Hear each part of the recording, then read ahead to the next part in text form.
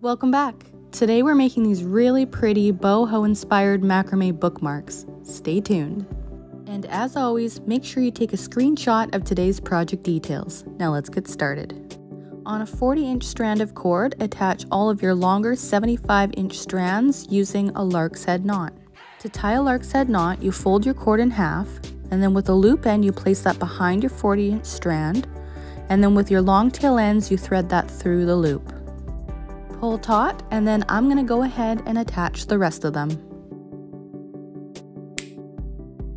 Next, grab the two center cords and cross them over, and we're going to tie double half hitch knots. Now your rightmost center cord is now going to be your filler cord that's on the left. To tie a double half hitch knot, you want to wrap your cord around your filler cord and then through the loop. You want to repeat this 2 times, and that is how you tie a double half hitch knot. We are going to create a diagonal line on the left hand side, so grab the next cord and line, and we're going to continue on tying our double half hitch knots. And don't forget, if I'm going too fast for you, feel free to adjust the speed of this video by tapping the 3 dots on the top right corner.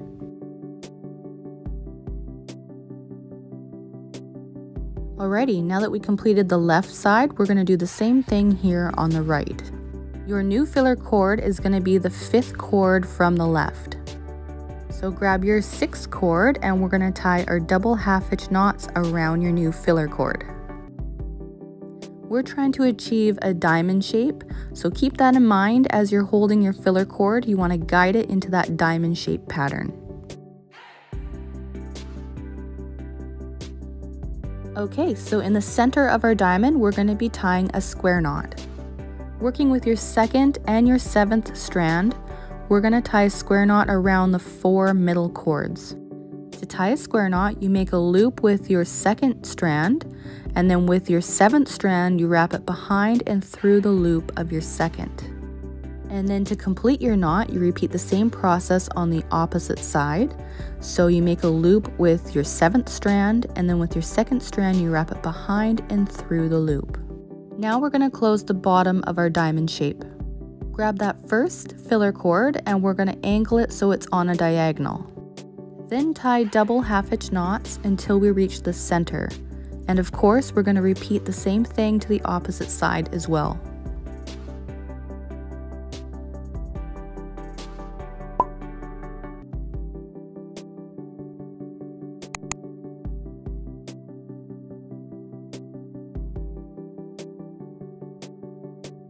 Once you've reached the center, we're going to have a gap.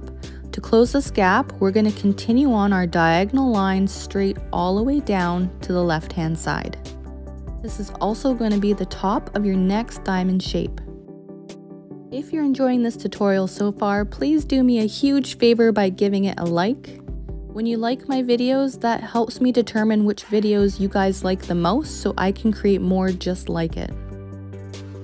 Alrighty, once you've gone all the way down to the left-hand side, we're going to do the same thing to the right.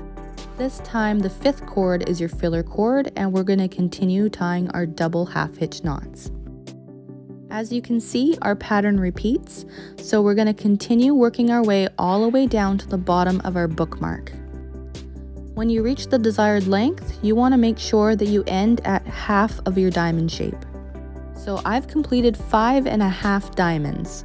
We are going to close the bottom of this diamond similar to how we always do it, except we're going to tie a gathering double half hitch knot. So tie your first double half hitch knot, but this time instead of dropping it, we're going to take that same cord and we're going to gather it into our right hand. Now it becomes a part of our filler cord, so take your next cord and you're going to tie another double half hitch knot, but this time around both of your cords together. We're going to repeat this until we get to the center, and then we're going to do the same thing on the opposite side as well. Next, grab your 2nd 40-inch strand of cord, and what I like to do is tie an overhand knot right at the top. It's not totally necessary, but I find that it really helps me with my grip when I pull on my gathering knot. To make a gathering knot, you make a loop, and you want your loop end pointing downwards and then your overhand knot at the top, And you want to take your long tail end and wrap it around everything. And then once you reach your desired length, you want to take your long tail end and you want to thread that through the loop.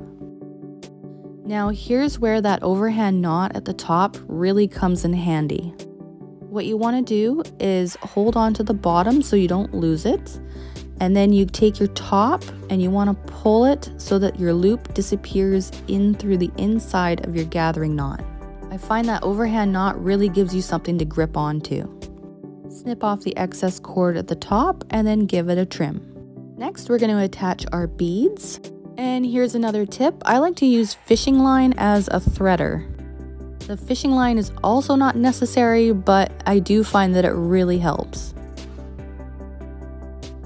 Once you have your beads on there to your liking, what we're going to do is tie an overhand knot so that they don't slip off. To tie an overhand knot, you make a loop with your cords and then thread the tail end through the loop and cinch taut. Next, we're going to make the tassel. So grab 10 of your 11 cords and you want to place your overhand knot in the center. Then with your 11th cord, you want to place that behind all of them. And with our 11th cord, we're going to tie a double overhand knot placed right above where our overhand knot is in the center. Flip all of your cords downwards and you want to kind of brush it out with your hands so that it's lying nice and flat. And with our final 40-inch strand of cord, we're going to tie a gathering knot.